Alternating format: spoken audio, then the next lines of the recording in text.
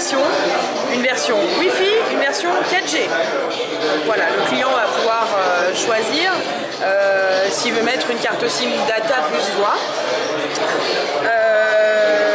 Toujours une finition aluminium sur les contours.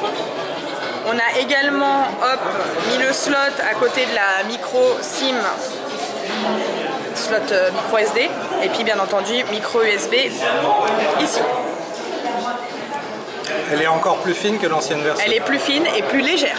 Donc là on est sur 425 grammes. Voilà. Bien entendu, tablette NFC, connectable avec plusieurs accessoires, si vous voulez on en reparlera tout à l'heure. IP58, toujours avec cette jack qui va résister également à l'eau, donc une demi-heure, 1,50 m de profondeur. Dans les stacks, je crois qu'il y a 25% de personnes qui regardent des films quand ils prennent leur bain. C'est peut-être pour ça qu'on a sorti des produits résistants à l'eau. Au niveau du processeur, on reste sur le même processeur que le Xperia Z2. Donc, le fameux Snapdragon 801 cadencé à 2.3 plus 3 Go de RAM. En termes de batterie, 6000 mAh, donc une grosse batterie. On a amélioré aussi l'expérience photo de notre tablette. Alors, on sait que c'est pas fait pour de la photo, mais on va retrouver ces fameuses applications en native sur notre tablette. Et hop.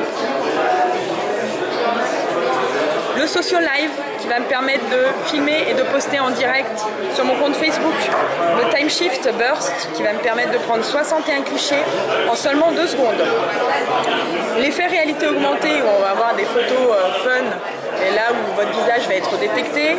L'arrière-plan flou, le mode manuel et puis l'effet créatif qu'on retrouve également sur notre Xperia Z2. Donc voilà, on a amélioré aussi la partie photo par rapport à notre tablette Z2. L'Xperia Z2, c'est un copier-coller du smartphone Xperia Z2. La tablette Z2 est un copier-coller du smartphone, tout à fait.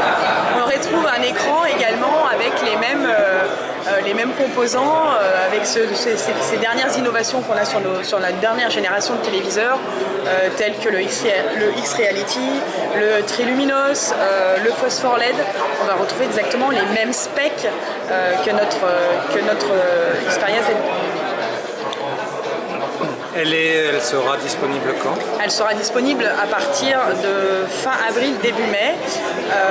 Pour les versions 4G, les négociations sont en train de se faire avec nos amis opérateurs pour justement avoir une subvention et pour que le client final ne paye pas 649 €. Ça sera le prix de la version Wi-Fi? Version 4G Wi-Fi. Et la version Wi-Fi sera à 499 €. D'accord. Tout à l'heure, je vous parlais d'accessoires connectés. On va trouver 3 accessoires plutôt intéressants. Le premier, ça va être notre dock. Notre dock qui va servir à 3 choses. D'une part, à charger notre tablette. Deuxième point, écouter sa musique ou regarder un film. Parce que là, on va avoir une sortie son sur les côtés et le devant.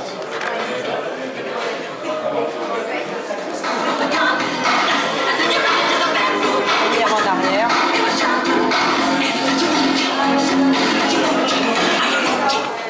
Donc notre dock va servir de charge, de lecteur de musique et également de micro si on est amené à faire de la visioconférence.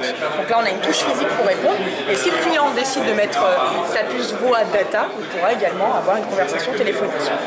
Deuxième accessoire justement pour avoir une conversation téléphonique, on va éviter d'avoir 10.1 à l'oreille, c'est juste ridicule. On a cette fameuse télécommande qui va me servir également de combiner pour avoir une conversation. Donc là, j'ai la touche physique pour décrocher et je la perds toujours en NFC. Et elle est inclue avec la tablette?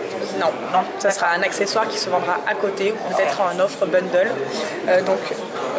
Ça a une valeur de 99 €. La télécommande est appairable en Bluetooth avec d'autres marques. Ou en NFC si le smartphone a une puce NFC. Dernier accessoire sympathique, c'est ce fameux clavier. On va recharger donc sur le côté, qu'on allume sur le côté. Et là, si je décide de ne pas allumer mon ordinateur, si je décide d'envoyer des mails avec ma tablette, j'aurai le confort d'avoir un clavier. Il suffit d'appuyer sur une touche. Là, ça y est, mon clavier détecte ma tablette.